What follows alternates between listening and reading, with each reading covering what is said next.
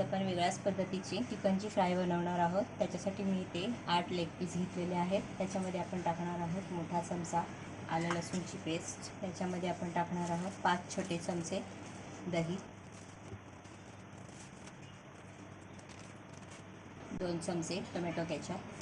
आपण टाकणार आहोत इथे मी काही मसाले घेतलेले आहेत। तर इथे घेतले 2 चमचे लाल मिरची पावडर, अर्धा चमचा हळद, पाव चमचा काळी मिरी पावडर, अर्धा चमचा चाट मसाला, 1 चमचा भाजलेला जिरा पावडर, 1 चमचा धना पावडर आणि 1 चमचा गरम मसाला। आपण हे सर्व ह्याच्यामध्ये मिक्स करणार आहोत। एका लिंबाचा रस टाकणार आहोत।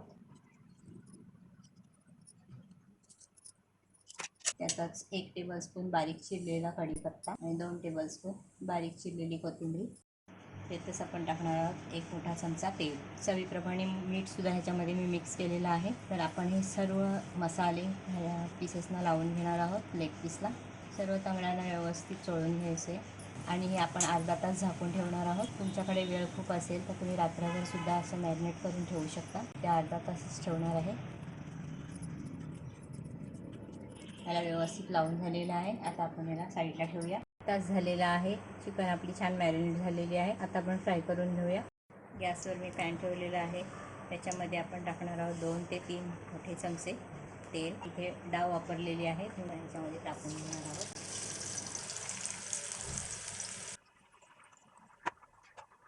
आपण सर्व चिकन फ्राय करायला टाकलेलं आहे। तर हे जे ताटामध्ये थोडासा मसाला उरलेला आहे तो पण आपण ह्याच्यावरती टाकून घेणार आहे। आता मध्यम आचेवरती आपण हे फ्राय एका साईडने क्रिस्पी होईस्तोवर तळून घ्यायचं आहे, फ्राय करून घ्यायचं आहे। थोड्या वेळाने आपण हे बदलायचं आहे। ची बाजू बदलून व्यवस्थित तळून घ्यायची।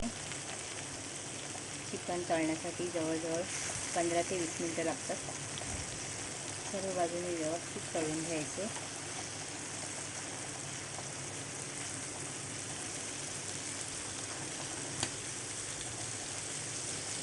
15 ते 20 मिनिटं झालेली आहेत।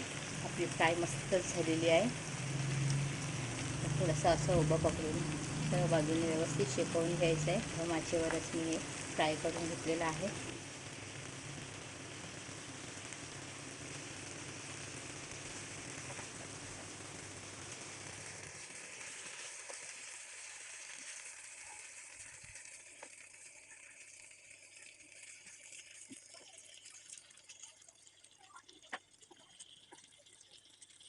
पद्धतीने आपली फ्राय बनवून तयार आहे। आता ही आम्ही सर्विंग प्लेटमध्ये काढून घेते। ही फ्राय तुम्ही दुपारच्या रात्रीच्या जेवणात खाऊ शकता। मस्त चटपटीत झालेली आहे। एकदा नक्की ट्राय करा।